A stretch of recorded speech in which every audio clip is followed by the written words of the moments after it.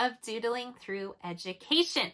For my CC students, this is Cycle 1, Week 19, History. For everybody else, that just means we're going to be talking about the Anasazi people of the southwestern United States. Now, before we get started, go ahead and head on over to doodlingthrougheducation.com. I've developed some workbooks that go along with each of these videos. There are 4 worksheets per subject per week, and you can find those over there. There's a link in the description. Without further ado, let's start doodling. Like I said, we are going to talk about the Anasazi of the southwestern United States. This was a group of Native American people whose civilization began to develop from the years 500 BC to AD 1200.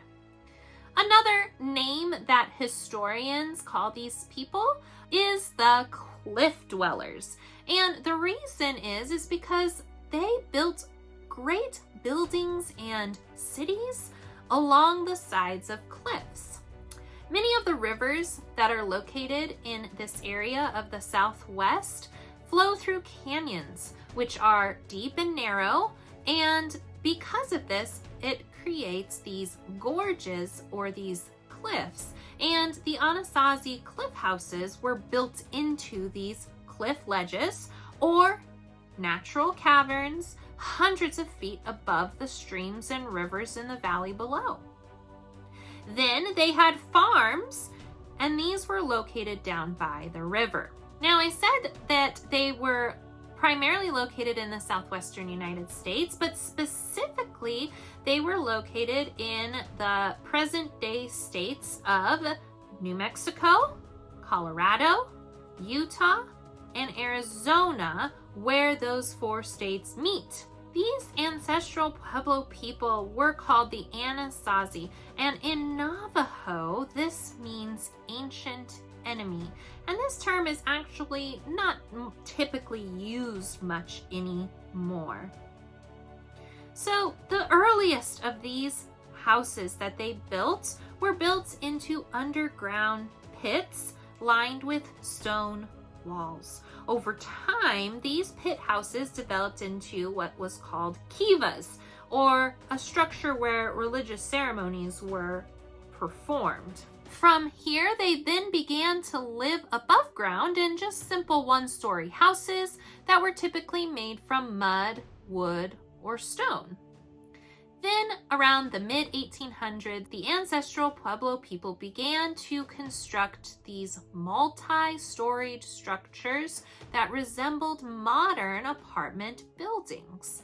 And they would build some of these buildings into the sides of cliffs. And the reason that they did this was because it was very hard for their enemies to attack them if they were in the sides of these cliffs.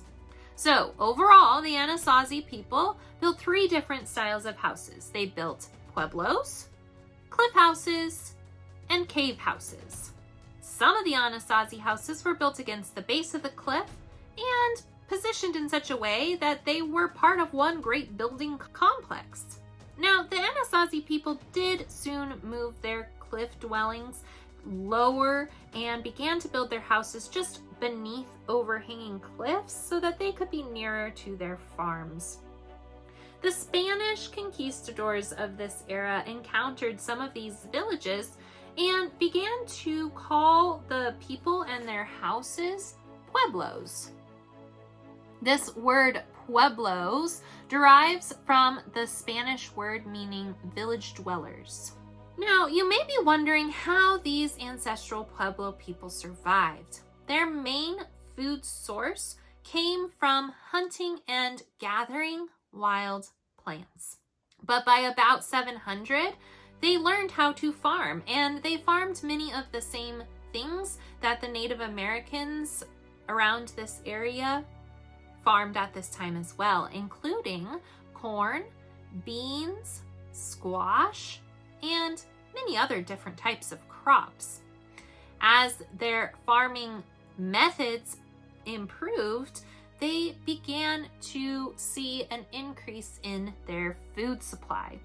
And when they saw an increase in their food supply, they also saw an increase in their population. And due to this, they began to build more permanent settlements.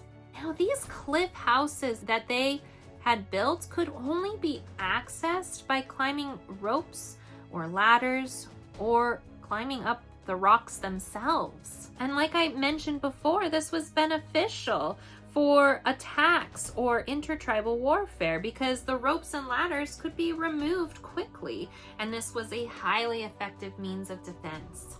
As well as being excellent farmers, they were also excellent stonemasons, and this contributed to the complex architecture that we see. It is unknown to historians why, but by about 1300, this people group had left their multi-storied buildings. Many of these large groups broke up into much smaller groups and moved south and east, where they built new villages. The Ancestral Pueblo's descendants today are the Pueblo Indians, and they established smaller villages, mostly clustered in what is now northern Arizona and the Rio Grande Valley of New Mexico. By the year 2000, there was actually still about 60,000 Pueblo Indians living in the United States.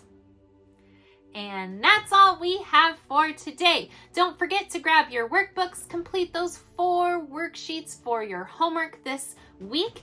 And on that note, remember to be kind, follow God's will, and take care. Bye.